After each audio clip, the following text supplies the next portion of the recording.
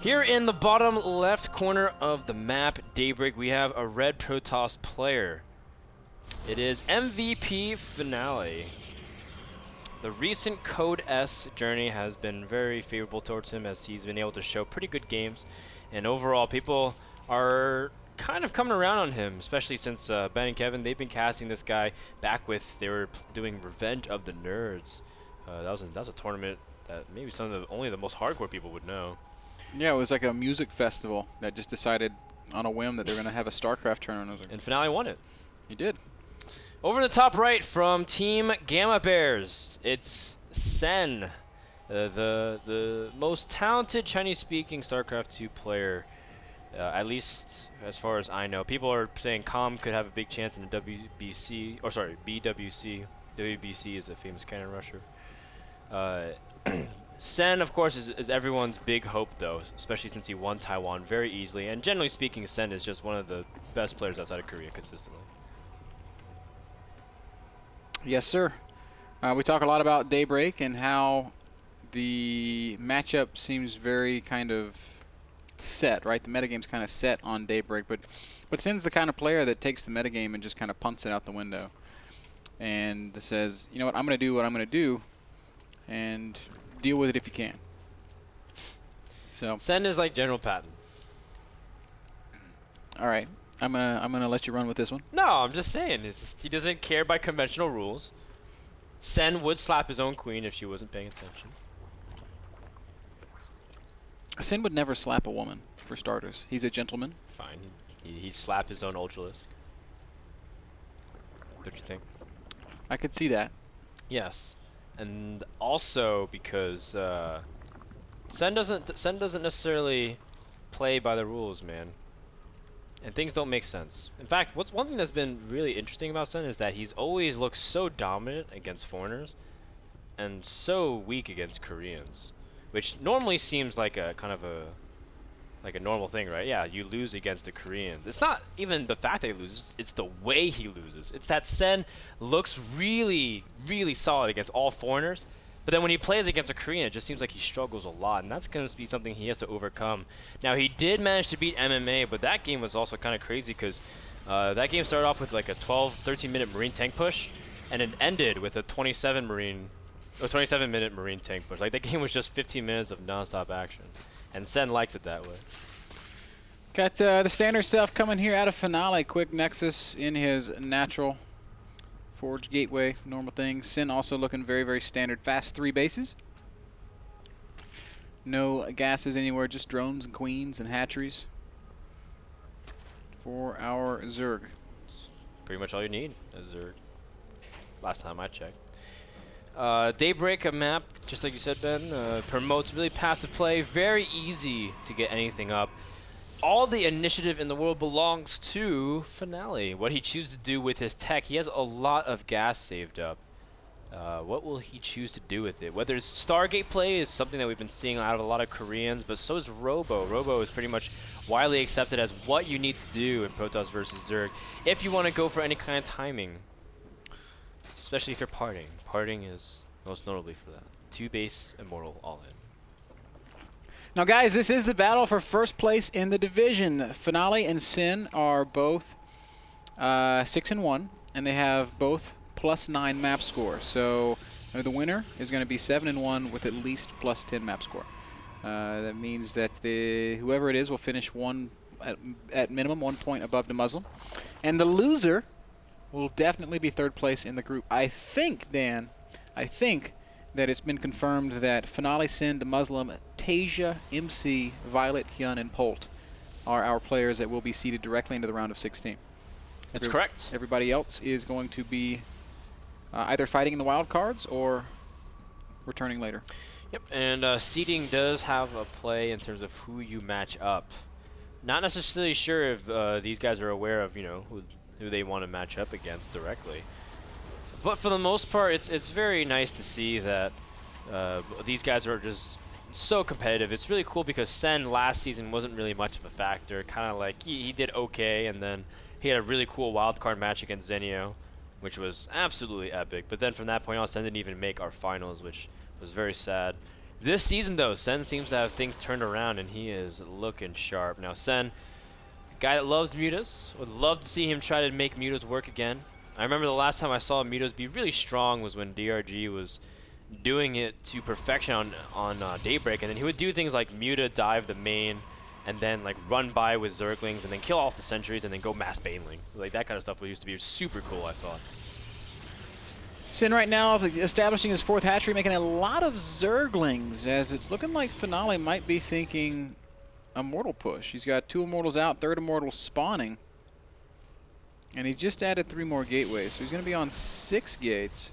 Yeah, he didn't even get an early observer bend, so I think you're right. He is going to go for a big push. Yep, 3 more gateways. Oh, 2 more gateways for a total of 8. Now, Sin might not know exactly what he's up against, but he did just get a good look at the sentries and sees, all right, this guy is making sentries. He has the Overlord over the 3rd base, knows that there's no Nexus going down. And I like that Sin made this big swell of lanes. He's just going to kind of park it right outside this ramp, and he will use them very actively if a push comes to try and stall, delay that push for as long as possible. Yes, and that's going to be very nice to buy time. That's the keys to victory. Now, one thing that does help Finale a lot is he sees this big swell of circling, so he knows he has to be careful with how he does it. He won't be caught too off guard. Sin's going to go up to 61 drones. It's a little bit risky. You usually want to stop around 51, start making units. But Sin feels like he can stall this long enough. He has forced some force fields on the ramp there, and that does stall out Finale's push a little bit. There's a lot of lings, and there's going to be some force fields going down once more. Sin gets the complete surround and just backs off right away. So sacrificing some Zerglings for some Sentry energy. Like we said, it's all about buying time. He only has 7 roaches in production, though, Dan. 64 lings out on the map. I worry a little bit that Sin drones just a bit too hard. He also kept gassing, too, and putting drones on it in order to be able to pump out more roaches and get upgrades. He is getting 13 roaches out, trying to bait more Zergling or more Sentry energy off creep, and then kind of disengage. Very nicely done by Sen for now, but still, Finale has one of the sickest Immortal pushes, especially when we saw Damaga versus Finale. If he can get to a good position, it doesn't matter what you do. It's almost impossible to hold this off. Very scary moment right now. Sin does not have the perfect angle of engagement. There's the force fields going down by Finale. It's a lot of Zealots. And they do have +1, making very short work of the Zerglings and shredding these Roaches. Immortals completely untouched. This is a great angle of attack for Finale. The Spine Crawlers do add a lot of damage, but Sen doesn't really have an answer directly for the Immortals. Like you said, the Roaches can't get to it. Sentry energy is pretty low, though. Finale running out of juice there, but I mean, once he's able to go for this giant push. Sen pulling all his drones, though. He's very serious about ending this as soon as possible. Couple force fields pop. But for the most part, all the units are able to get into the fray. Even the drones getting the surround on the units. Sen desperate to end this now. Sen is going to kill a lot of Finale's stuff here. Oh, he's going to get the Warp Prism too? Melting away. Warp Prism's going to fall with a couple of Zealots inside of it. And that means that these Immortals are doomed. They have no exit path. And Sen somehow pulls all of his drones, but still manages to hold, dropping down to just 37 workers in doing so. But a defense is a defense, and the army supply of Finale has dropped drastically. Only 21 army supply against the 53 of Sin. Sin is obviously going to want to drone up right now. But at this point, he's held the hard part. He's gotten through the Immortal push. He should be able to delay a 3rd base almost indefinitely. And he has the freedom to tech up now. Instantly, we need to be seeing an Infestation Pit going down. That's the safest, smartest, and best answer. If he had gone Spire sooner than a switch into Muta would also be a viable option, but I think going Spire now would take a little bit too long.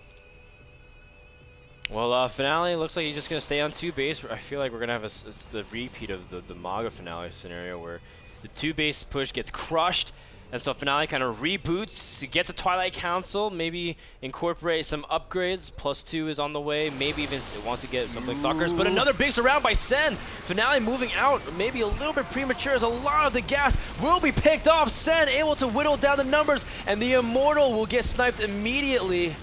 Well played by Sen. Great exchange for Sen. He's going to continue pressing forward. Wants to get all the way into the natural.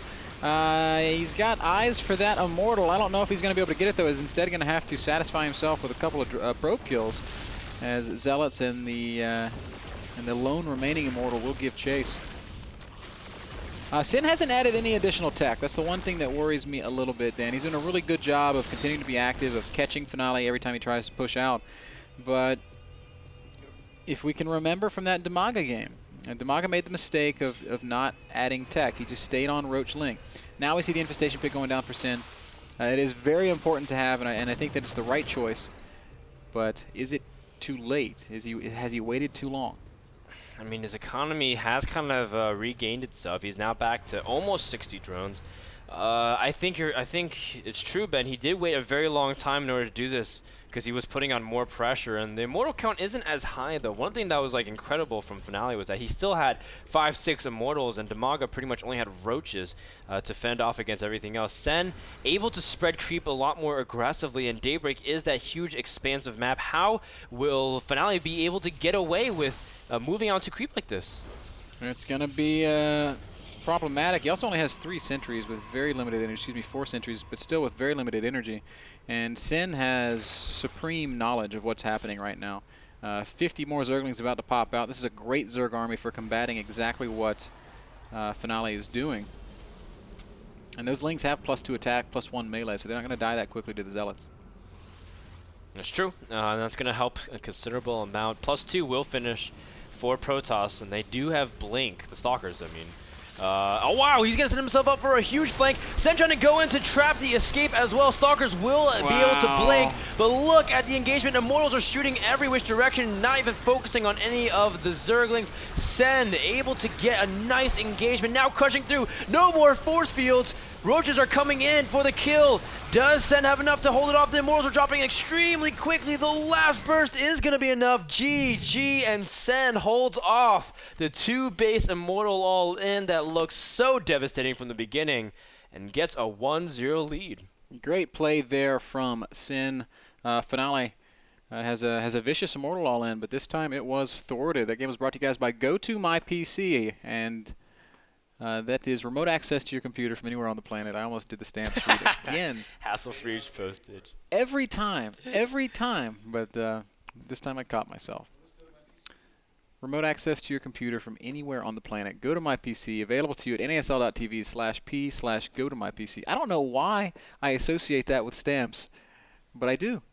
So maybe these guys need to do like a joint venture together. Go to my PC, hassle-free postage. Go to mystamps.com.